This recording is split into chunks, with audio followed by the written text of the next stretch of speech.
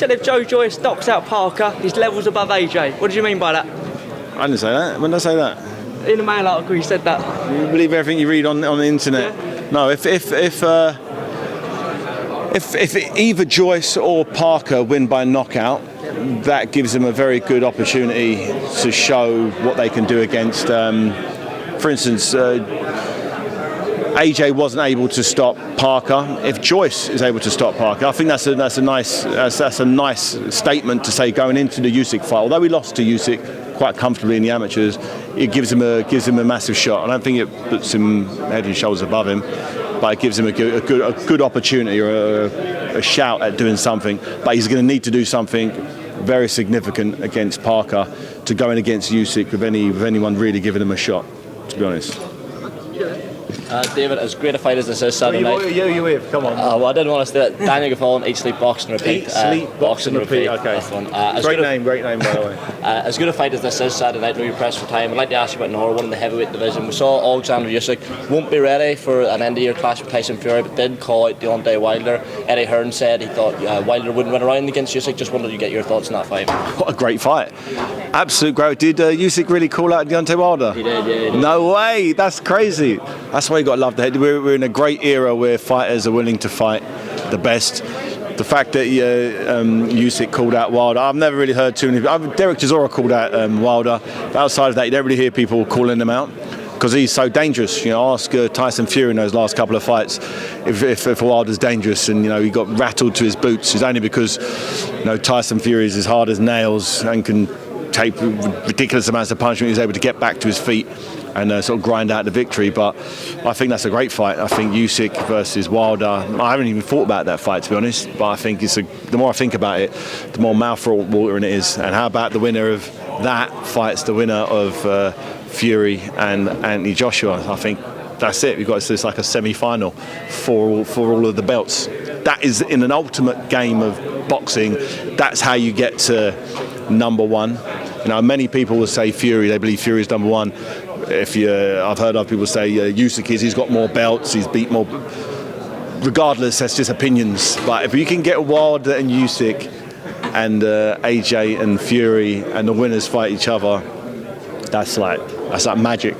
That's magic. Prediction on Usyk Wilder? Oh, I don't know. That's tough.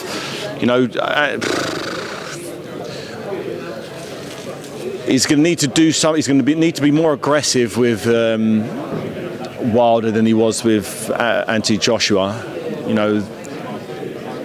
Because Anthony Joshua doesn't wing him in. He's tried to have a box match. Wilder won't try and have a box match. He'll just try and take his head off. But if you look at Ortiz was able to outbox him from that southpaw position, similar sort of sizes. So he was able to outbox Wilder for majority of the fight before that one detonated off his head and just pretty much looked like it comatosed him. So it's going to be hard to bet against Usyk, but if there's anyone who's got the one-punch power to just devastate anyone, it's Wilder. He's still believe he is the hardest hitting heavyweight on the planet right now, and one of the hardest hitting ever. So that's just a great fight. I don't know how it will go, but it'll be bloody exciting. Cheers, Jim. David, pro boxing fans. Boxing fans. And what's your name? Jonathan. Nice one, Jonathan. David, Tyson Fury and Anthony Joshua in talks to fight in December.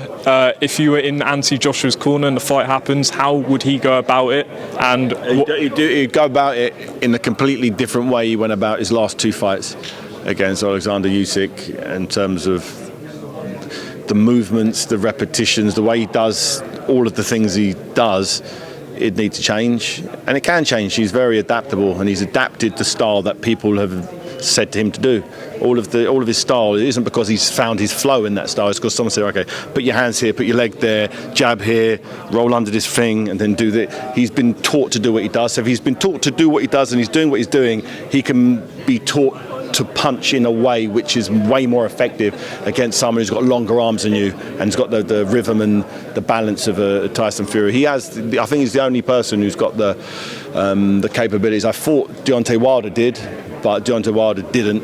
He came very, very close. So I thought he was able. I thought the shots that put Tyson Fury down would have kept him down.